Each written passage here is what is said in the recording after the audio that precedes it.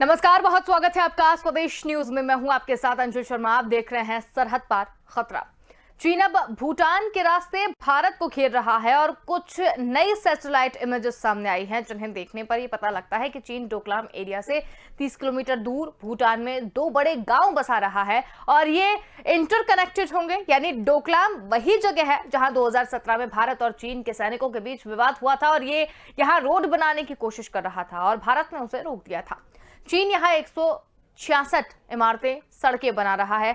Satellite images में उनका construction साफ तौर पर देखा जा सकता है। दरअसल डोकलाम विवाद के बाद चीन की रणनीति में बदलाव किया गया है और उन जगहों से दूर कंस्ट्रक्शन कर रहा है जहां भारत की मौजूदगी नहीं है। यानी डोकलाम का पठार काफी बड़ा है।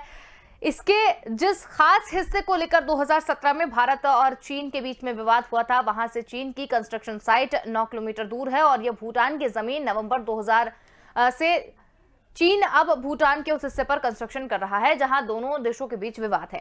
यहां पर कई स्ट्रक्चर्स बन चुके हैं और कहीं अंडर कंस्ट्रक्शंस भी हैं, जहां भारी मशीनें और अर्थ मूविंग इक्विपमेंट्स मौजूद हैं और कंस्ट्रक्शन साइट की तरफ से आने वाली सड़कें तैयार हो चुकी हैं। हालांकि फिलहाल ये नहीं कहा जा सकता कि चीन इन जगहों का मिलिट्री यूज करना चाहता है और या कुछ और करना चाहता है। एक बात तो तय है कि भूटान जैसा छोटा और कमजोर देश चीन का विरोध नहीं कर पा रहा है। दोनों देशों के बीच में 40 साल से सीमा विवाद पर बातचीत चल रही है और अब तक भूटान की तरफ से यह भी नहीं कहा गया है कि उसने चीन को अपनी तरफ से 1 इंच भी जमीन दी है या नहीं दी है। ऐतिहासिक तौर की अगर बात करें तो भूटान हमेशा से भारत के करीब रहा है, लेकिन उसकी फॉरेन पॉलिसी में भारत ने कभी दखल अंदाजी नहीं की है।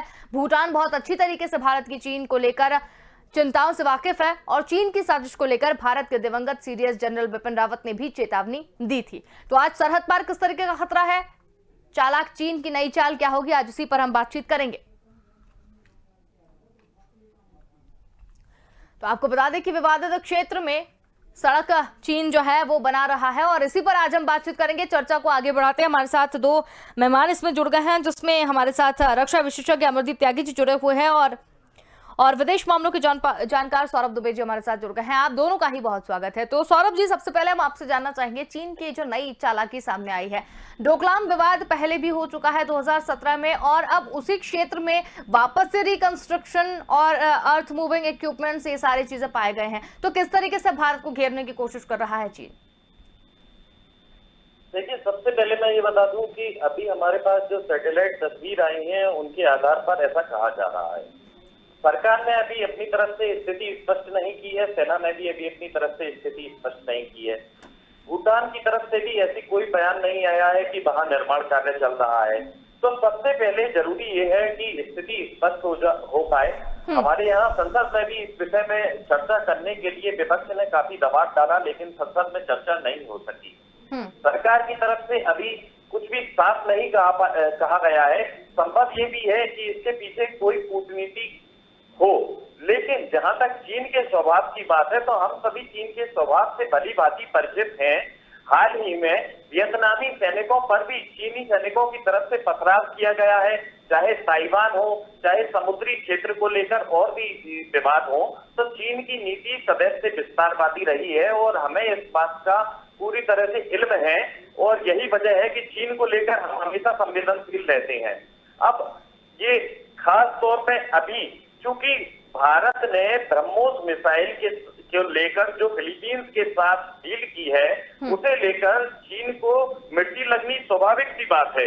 यही वजह है कि चीन भी अपनी तरफ से कूटनीतिक संभव है कि इस तरह के प्रयास कर रहा हो या इस तरह की जो है हवा बनाने की एक कोशिश कर रहा हो। वैसे हाल में जो प्रदीप कुमार की तैनाती चीन में की गई है राजदूत के तौर पर, तो उम्मीद यही की जा रही है कि प्रदीप कुमार बेहतर पहल करेंगे चीन के साथ जो विवाद हैं उन्हें सुलझाने के लिए।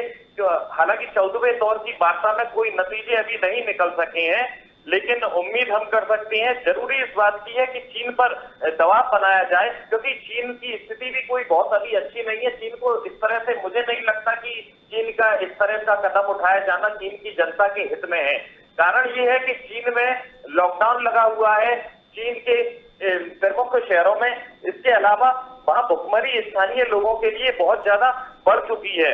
यही वजह है कि ये थोड़ा समय क्रिटिकल है पूरी दुनिया के लिए कोरोना को लेकर, और कोरोना पर जहां पूरी तरफ दुनिया का ध्यान है, वही दूसरी तरफ चीन का ऐसा विस्तारवादी रवैया अपनाना और इस तरह की गलत नीतियों को आगे बढ़ाना समझ से परे है अंशुल। बिल्कुल, लेकिन चीन की जो नई चाल है, चलिए ठीक है, हमें पहले वास्तविक रूप पर देखना चाहिए कि ये है कि नहीं है, लेकिन सैटेलाइट तस्वीरों का आना कहीं ना कहीं ये खतरा तो पैदा कर ही रहा है ना आने वाले समय में, क्योंकि वो कई गांव जो है गांव बसाते हुए भी दिखाई दे रहे हैं भूटान में। जी हाँ, ये सैटेलाइट तस्वीर आई है। जरूरी है कि भूटान की जो सैटेलाइट तस्वीर हमारे पास आई है वहां निर्माण हुआ हो, लेकिन वो निर्माण किस तरह का हुआ है इसे या तो भूटान की सरकार स्पष्ट कर पाएगी या भारत सरकार स्पष्ट कर पाएगी। तो अभी इस तरह हमारे तस्वीर हमारे सामने साफ नहीं है, लेकिन चीन का जो रवैया है उसे देखकर हम एक अंदाजा लगा रहे हैं, उसे देखकर हम संवेदनशील हैं कि सरकार को इस बारे में स्थिति स्पष्ट करना चाहिए। और जहां तक है, सरकार को कुछ कूटनीतिक प्रयास इस तरह के करने चाहिए, जैसे कुछ डील हम कम कर सकते हैं, क्योंकि चीन से हमारा व्यापार काफी ज्यादा है, हम उस व्यापारिक गतिविधियों को कम कर सकते हैं और जाहिर तौर पर इसका दबाव चीन पर पड़ना स्वाभाविक सी बात है। इसके अलावा दुनिया में एक लॉबिंग की जा सकती है चीन के खिलाफ, क्योंकि चीन जिस तरह से आर्टिफिशियल सूरज बना रहा है, आर्टिफिशियल चांद की दिशा में बढ़ चला है, और उड़ने वाले मेढक जैसी की कुछ खबरें आई हैं कि चीन बनाने के लिए तत्पर है और कुछ ऐसे जीप बना रहा है जो कि सृष्टि के लिए खतरा हो सकती है, प्राकृतिक संसाधनों से खिलवाड़ कर रहा है। तो इस तरह का खिलवाड़ केवल भारत के लिए नहीं, चाइना के लिए नहीं, बल्कि पूरी दुनिया के लिए विनाशकारी ही सिद्ध होने वाले हैं अंशुल। बिल्कुल, लेकिन जिस तरीके से देखा जाए कि डोकलाम एरिया में ये चीन जो है वो नया ठिकाना बना रहा है, अब जिस क्षेत्र में ये ठिकाना बना रहा है वो पहले से विवादित है, क्योंकि इस पर भारत और चीन पहले से ही विवाद कर चुका है 2017 में, लेकिन उसके बाद में भी बाज नहीं आ रहा है। तो भारत को अगर अपनी सुरक्षा देखनी है, भारत को अगर एक सेफ जोन की अगर बात करें सौरभ जी, तो किस तरीके से भारत को सेफ हो जाना चाहिए? भारत को की सुरक्षा सरकार पूरी तरह से करने के लिए तत्पर होगी, ऐसा मेरी उम्मीद है, मेरा अनुमान है, और सरकार के साथ साथ सेना चौकस है। अब रही बात कूटनीतिक प्रयासों की, तो हमें अपने कूटनीतिक प्रयास तेज करने होंगे, हमें दुनिया में अपनी विदेश नीति का प्रसार करना होगा। CRI रेडियो के थ्रू चाइना हिंदी भाषा में ये लोगों को जता रहा है, भारतीयों को ये जता रहा है कि वो सौहार्दपूर्ण माहौल पैदा करने के लिए तत्पर है, वो शांति चाहता है, और भारतीय आवाम में चाइना ये चाहता है कि उसकी एक अच्छी और स्वच्छ छवि बने, ताकि हुकूमत के ऊपर एक प्रेशर हो कि चाइना के से संबंध खराब ना किए जाएं, क्योंकि चाइना बहुत अच्छा देश है। एक ऐसा प्रोपेगेंडा बनाने के लिए वो हिंदी भाषा में बहुत मीठी मीठी बातें लिख रहा है। तो जरूरी ये भी है कि हम भी चाइनीज भाषा में, वहां उपयोग होने वाली भाषा में भारत की नीति चाइना के लोगों के सामने रखें, ताकि चाइना में हुकूमत करने वाले राष्ट्राध्यक्ष पर भी दबाव बन सके और चाइना में रहने वाले लोगों को, आम आवाम को ये पता चल सके कि भारत शांति का पुजारी है, शांति की दिशा में अग्रसर है, भारत के हथियार और भारत की सुरक्षा के लिए है, किसी दूसरे देश को नुकसान पहुंचाने के लिए नहीं है। और जब चाइना के पॉपुलेशन में, चाइना के लोगों में इस तरह के संदेश स्पष्ट होंगे तो उनकी भारतीयों के प्रति मानसिकता बदलेगी, और जब उनकी भारतीयों के प्रति मानसिकता बदलेगी तो वहां के राष्ट्राध्यक्षों पर भी दबाव होगा और वो इस तरह की भूल जरूर हरकतें कराने से आ जाएंगे। अंशुल, बिल्कुल, हमारे साथ वरिष्ठ पत्रकार रमेश शर्मा जी भी जुड़े हुए हैं। रमेश जी, आपसे जानना चाहेंगे कि सरहद पार खतरा साफ तौर पर देखा जा रहा है। एक सैटेलाइट तस्वीरें कुछ निकलकर सामने आई हैं जिसमें चीन जो है वो भूटान में पूरा की पूरा गांव बसा रहा है, कुछ कंस्ट्रक्शंस वहां पर कर रहा है, सड़कें बना रहा है। अब अगर डोकलाम की बात करें तो 2017 में डोकलाम के कारण ही भारत और चीन के बीच में विवाद की स्थिति भी बनी थी, तो कैसे इसे देखा जाए? देखिए, मोटे तौर पर यहाँ पर अंशुल हम दो बातें देख सकते हैं। एक तो भारत की सीमा पर खतरा, भारत की सीमा पर आप देखें हमेशा से खतरा रहा है। 2000 साल से देखें, 2,2500 साल से, सिकंदर के आक्रमण से लेकर के आज तक हमारी सीमा पर हमको कभी शांति नहीं मिली। हमने कभी किसी दूसरे की जमीन नहीं दाबी, लेकिन हमारी जमीन दूसरे लोग दाबते रहे और हमला करते रहे। एक बात तो ये है। दूसरा, जहां तक चीन का सवाल है, आज ये हमारी स्वतंत्रता के बाद से ही चीन कुछ ना कुछ हमारी सीमा पर अतिक्रमण करता रहा है। सबसे पहले उसने तिब्बत पर किया, तो मोटे तौर पर तिब्बत कभी भारत का हिस्सा रहा, लेकिन अंग्रेजों के समय उसको थोड़ा अलग कर दिया था। जी। कुल मिलाकर के उसने पहले तिब्बत पर हमला किया, उसके बाद फिर कहीं ना कहीं 59 में 1959 में उसने हमारे क्षेत्र में घुस करके सड़क बना ली थी और कब्जा कर लिया था जमीन पर। और उसके बाद 1962 में उसने सीधा आक्रमण किया, और आक्रमण करने के बाद आज भी उसके पास हमारी जमीन दबी हुई है। और इसके अलावा चीन को अगर देखें तो उसने एक भी अपने पड़ोसी देश को नहीं छोड़ा। और तो और आजकल आपको आश्चर्य होगा जान करके, पाकिस्तान ने जो हमारी कश्मीर का हिस्सा दबाया हुआ है, उसमें से 5000 वर्ग किलोमीटर जमीन उसने किराए पर ले ली है, उसने रोड बना दिया है। और चीन से लेकर के काठमांडू तक रास्ता उस हिस्से में से जाता है जो हिस्सा कश्मीर का है, वो भारत का हो, पाकिस्तान में। तो अब वो चाहे बर्मा के अंदर घुसपैठ कर रहा हो, भूटान के अंदर घुसपैठ कर रहा हो, लेकिन कहीं ना कहीं चीन अपने हर पड़ोसी देश में बराबर घुसपैठ कर रहा है। और ये दुष्ट है दुर्योधन की तरह। इस तरीके से दुर्योधन पूरे जीवन भर दुष्टता करता रहा और किसी भी तरीके से समझाने बुझाने से नहीं माना। ऐसे ही चीन है। अब अपनी जो आखिरी बातचीत हुई है 14वें दौर की बातचीत परसों हुई है 12 तारीख को, उसके बाद भी कोई नतीजा नहीं निकला। 12-13 घंटे वो बातचीत चली। तो वो चीन दुष्ट है और दुष्टों को दंड दिया ही जाना चाहिए। भारतीय जनमानस को और भारतीय सीमाओं को और भारतीय सुरक्षा बलों को सक्रिय होकर के उसको तो उत्तर देना ही पड़ेगा। बिल्कुल। रक्षा विशेषज्ञ अमरदीप त्यागी जी भी हमारे साथ यहाँ पर जुड़ गए हैं। अमरदीप सर, डोकलाम एरिया में फिर से चीन जो है वो नया ठिकाना बनाने की कोशिश जो है वो कर रहा है। कुछ सैटेलाइट तस्वीरें निकलकर सामने आई हैं, कैसे देखें इसे, या आने वाले समय में भारत के ऊपर क्या बड़ा खतरा मंडरा रहा है? देखिए, चाइना की शुरू से पॉलिसी रही है कि अपने आसपास के देशों को डरा के रखो। बिल्कुल है, उसके लिए ही वो या तो कहीं उनके एरिया में हमला कर देगा या अपने पेट्रोल भेज के उनको डिस्टर्ब करेगा।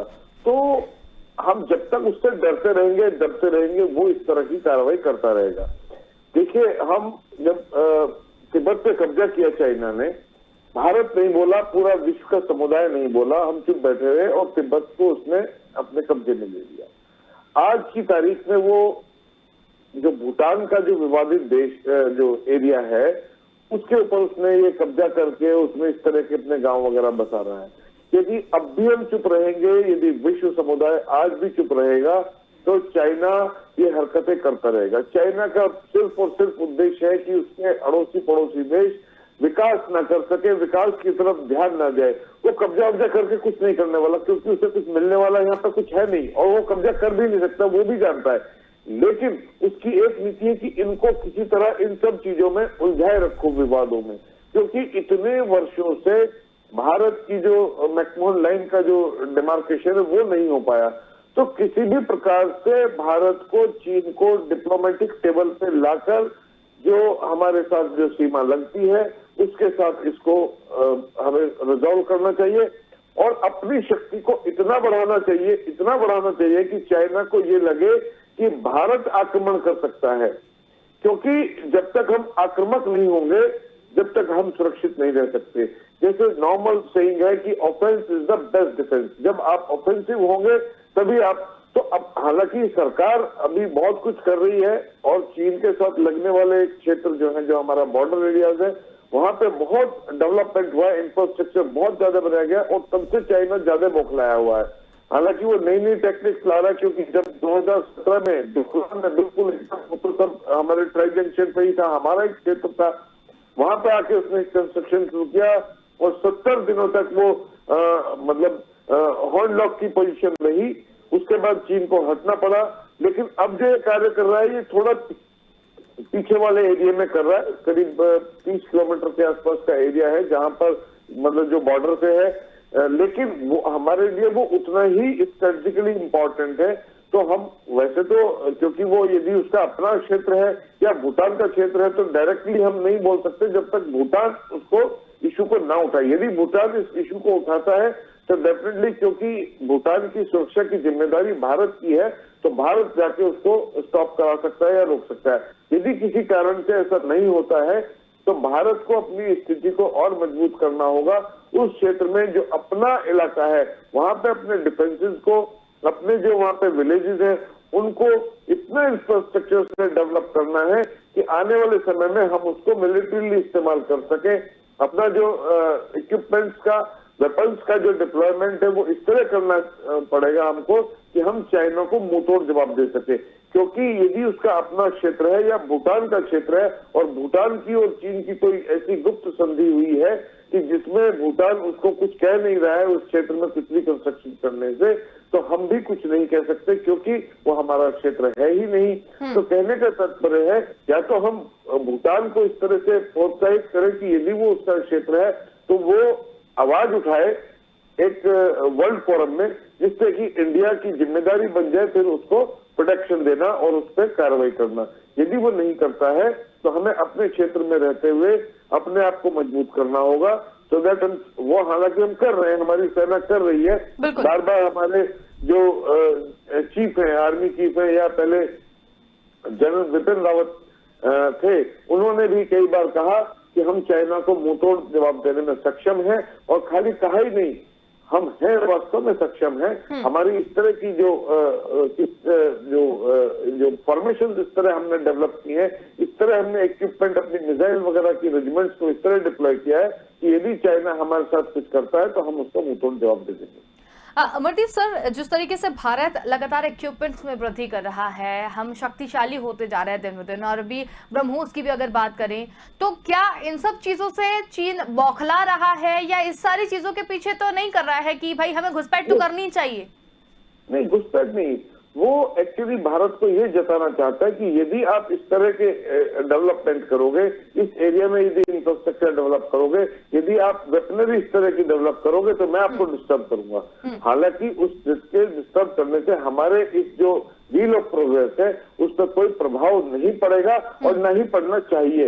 हमारी सरकार आज की तारीख में वो है, चाइना कुछ ऐसा करता है इंटरनेशनल लेवल पर हम उस पर इतना दबाव बना सकते हैं कि वो भारत पर अटैक नहीं कर सकता।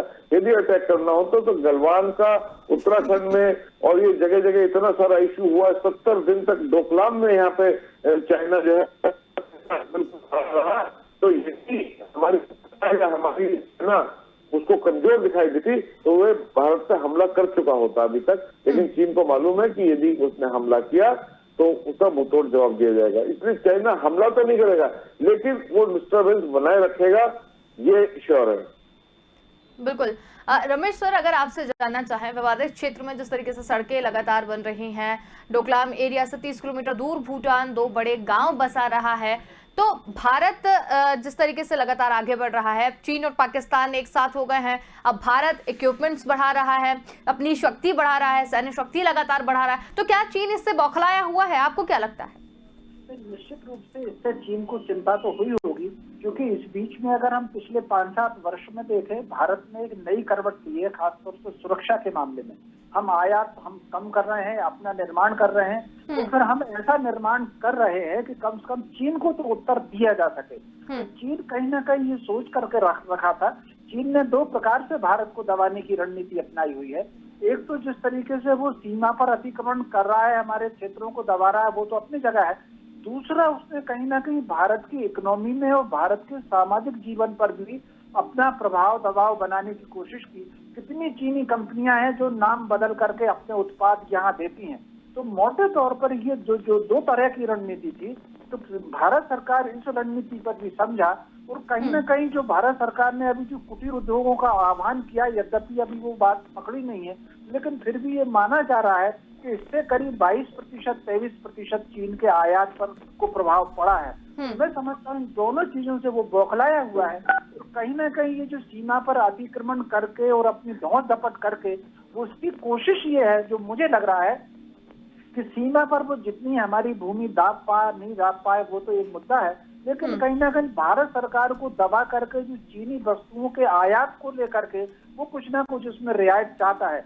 क्योंकि यहाँ पर हमने अगर देखें तो 12वें दौर की बातचीत में 14वें दौर की अभी बातचीत हुई है, जो उसका डिटेल अभी आया नहीं है, केवल इतना ही आया है कि 13 घंटे करीब बातचीत हुई है, उसका डिटेल नहीं आया। लेकिन 12वें दौर की बातचीत में जब उसने सीमा पर रखी थी उसने कहीं ना कहीं जो चीनी कंपनियों की सुविधा का एक बिंदु, ये भी जो कमांडर स्तर की बातचीत में ये बिंदु भी आया था, ये सारे मीडिया में भी आया।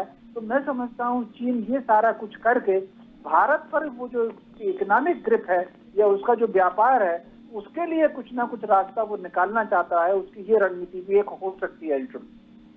बिल्कुल, लेकिन रमेश सर, भूटान में 66 इमारतें और सड़कें लगातार चीन जो है वो बना रहा है, इसकी पुष्टि तो हो गई है। तो भूटान चीन का विरोध क्यों नहीं कर रहा है? भूटान क्यों नहीं बोल रहा है कि मेरा क्षेत्र है, इसमें इन सारी चीजों को ना करें? क्योंकि कोई भी देश है, आप उस पर अतिक्रमण इस तरीके से नहीं कर सकते। देखिए, मोटे तौर पर आपकी बात सही है, लेकिन भूटान की स्थिति चूंकि कमजोर है और भूटान चीन से आंख में आंख डाल करके बात नहीं कर सकता। तो चीन को अगर देखें तो जैसा कि हम लोगों ने अभी चर्चा भी की है, वो तिब्बत को खा गया है, वो ताइवान को खा गया है, वो एक प्रकार से मंगोलिया को खा गया है, और हांगकांग को उसने ब्रिटेन से समझौते के तहत ले लिया है। तो जिस तरीके से वो अपना विस्तार कर रहा है, और आपको अगर ध्यान हो तो वो सिक्किम को भी खा जाने वाला था, लेकिन सिक्किम ने एन वक्त पर भारत से जो समझौता किया वो भारत में शामिल हो गया। उसी तरीके से उसकी कुदृष्टि तो जो भूटान पर है, तो भूटान अभी इस स्थिति में नहीं, क्योंकि भूटान को उसने बहुत सारा कर्जा भी दे रखा है। वो जो कई छोटे छोटे देशों को, जिसमें श्रीलंका को, नेपाल को, भूटान को, म्यांमार को, वो उसने जो आर्थिक मदद दी हुई है, उस आर्थिक मदद के कारण कहीं ना कहीं इनकी जुबान में चुप्पी है। बिल्कुल। अमरदीप सर, मेरा सवाल भी आपसे यही है, आपके दृष्टिकोण से आपको क्या लगता है कि भूटान में जिस तरीके से 66 इमारतें और सड़कें चीन लगातार बना रहा है और भूटान चुपचाप बैठा हुआ है, चलिए ये तो समझ में आ रहा है कि वो छोटे छोटे देशों को कर्ज देकर या उनकी कोई ना कोई एक ऐसी नस पकड़कर वो काम कर रहा है, लेकिन क्या भूटान भी इस जद में आ चुका है चीन के? देखिए, इसके 2-3 कारण हो सकते हैं। एक तो जैसा बताया कि उसके ऊपर कर्ज है, जिस कारण से भूटान नहीं बोल रहा है। दूसरा कारण हो सकता है कि कुछ गुप्त रूप से कोई समझौता हुआ हो, जिसमें चीन ने भूटान को कुछ और एरिया अपने इधर से उसको किसी दूसरे क्षेत्र में भूटान को दे दिया हो, और उस एरिया को बोला हो कि इसको हम अपने इस डेवलपमेंट के लिए इस्तेमाल करेंगे। तो इस तरह का कुछ हो सकता है। हालांकि इसमें भारत को बहुत ज्यादा सचेत होने की आवश्यकता है, और जो हमारे डिप्लोमेट्स भूटान के साथ डील कर रहे हैं, भूटान से ये जानने का प्रयास उन्हें करना चाहिए कि ये किस कारण से वो नहीं उठा रहे हैं इस मुद्दे को, और या फिर हमें उनको, मतलब भूटान को एक तरह से मैं कहूँ तो हमें उसको प्रोत्साहित करना चाहिए अपनी आवाज उठाने के लिए, सो दैट यदि भूटान ने एक बार आवाज उठाई तो भारत की सेना तुरंत उसको काउंटर करने के लिए तैयार हो जाएगी। लेकिन ये हमारा भूटान के साथ समझौता है, जैसे जापान का समझौता अमेरिका के साथ है, उसी तरह भूटान का समझौता हमारे साथ है। भूटान की रक्षा की जिम्मेदारी भारत की है, और भारतीय सेना उसके लिए हमेशा तैयार है। तो ये कुछ लगता है कि शायद इंटरनल कोई पैक्ट हो गया हो, या फिर वो किसी और कर्ज के दबाव के कारण से वो कुछ नहीं बोल पा रहे। बिल्कुल। सौरभ सर, आपसे जानना चाहेंगे कि जैसे छोटे छोटे देशों को कर्ज देकर अपने जद में ले लिया है, या और भी चीजें हैं, मान लीजिए पहले पाकिस्तान को, जो भारत की सीमा से सटे हुए देश हैं, उनको कहीं ना कहीं अपने में मिलाने की जो कोशिश है चीन लगातार करता हुआ नजर आ रहा है। तो भूटान को भी देखते हुए आपका क्या नजरिया है इन सब चीजों को लेके? देखिए, भूटान हो, ताइवान हो या म्यांमार हो, आसपास के भारत के जितने भी देश हैं और जो चाइना की सीमा से सटे हुए देश हैं, अभी अभी यहाँ बहुत सही बात कही जा रही थी कि चाइना को आंख दिखाकर बात करने का साहस केवल भारत के अंदर है, क्योंकि भारत सक्षम है हर तरह से चाइना को जवाब देने में। कूटनीतिक दबाव हो, चाहे सैन्य शक्ति की बात हो, क्योंकि अभी सैन्य शक्ति का कोई मामला नहीं है, तो हमें जरूरी इस बात की है कि हम एफडीआई कम करें, चाइना को इकोनॉमिकली एक करारा जवाब दें, और चाइना से इकोनॉमिकली ट्रांजैक्शन को कम करें। क्योंकि सरकारी स्तर पर हम देखें तो बहुत सारे रिएक्टर्स के लिए चाइना से डीलिंग की जाती है। हमें वो डीलिंग्स को कम करना होगा, हमें दूसरे देशों पर निर्भर होना होगा, और समझौते किसी भी प्रकार के इकोनॉमिकली चाइना से फिलहाल नहीं होने चाहिए जब तक कि सीमा विवाद नहीं सुलझ जाए। और जो ताइवान है या वियतनाम है, तो ऐसे छोटे देशों के साथ भारत को खड़े रहना होगा, और भूटान के साथ भी भारत को खड़े रहना होगा। जब तक भारत इन देशों के साथ में खड़ा रहेगा, तब तक चाइना की हिम्मत नहीं कि कहीं कुछ कर पाए हाथ पड़ोस में। बिल्कुल। अमरदीप सर, इस पूरे मुद्दे को लेकर अंतिम टिप्पणी आपसे जानना चाहेंगे। देखिए, मैं यही कहना चाहूंगा कि चाइना इस तरह की छुटपुट घटनाएं करता रहेगा, लेकिन भारत को या भारतीय जनमानस को इससे विचलित होने की आवश्यकता नहीं है, क्योंकि हमारी सेना और हमारी सरकार चीन को जवाब देने में सक्षम है और हम उसकी पूरी दिन रात तैयारी में लगे रहते हैं। तो चाइना का सिर्फ उद्देश्य है कि हमें डिस्टर्ब किया जाए, तो हमें डिस्टर्ब नहीं होना है। जो हमारा इंफ्रास्ट्रक्चर का डेवलपमेंट उस क्षेत्र में चल रहा है या जिस तरफ हम बढ़ रहे हैं उस क्षेत्र में हमें बढ़ते रहना है विदाउट बॉदरिंग चाइना। बिल्कुल, बहुत ही अच्छी जानकारी आप सभी ने दी। रमेश सर, अमरदीप सर और सौरभ सर, आपका बहुत धन्यवाद। आप समय निकाल के हमारे साथ जुड़े और इस पूरी चर्चा में शामिल हुए। तो हम यहाँ बात कर रहे थे सरहद पार खतरा किस तरीके से है और चालाक चीन किस तरीके से अब नई नई चालें चल रहा है भारत को परेशान करने के लिए। अब वो डोकलाम एरिया में नया ठिकाना बना रहा है। विवादित क्षेत्र की अगर बात करें तो 2017 में जिस क्षेत्र को लेकर विवाद हुआ था उससे 30 किलोमीटर दूर ही भूटान के पास में वो गांव बसा रहा है, इक्विपमेंट्स बढ़ा रहा है और कंस्ट्रक्शन वहां पर कर रहा है। तो भूटान की जमीन पर कब्जा करके वो गांव भी बसा रहा है। तो भूटान में किस तरीके से वो गांव बसा रहा है और किस तरीके से भारत में घुसपैठ करने की कोशिश कर रहा है, अब भूटान क्या आवाज उठाएगा या नहीं उठाएगा, ये फिलहाल आने वाला वक्त बताएगा। फिलहाल के लिए इतना ही। देखते रहिए स्वदेश न्यूज, क्योंकि सबसे पहले देश।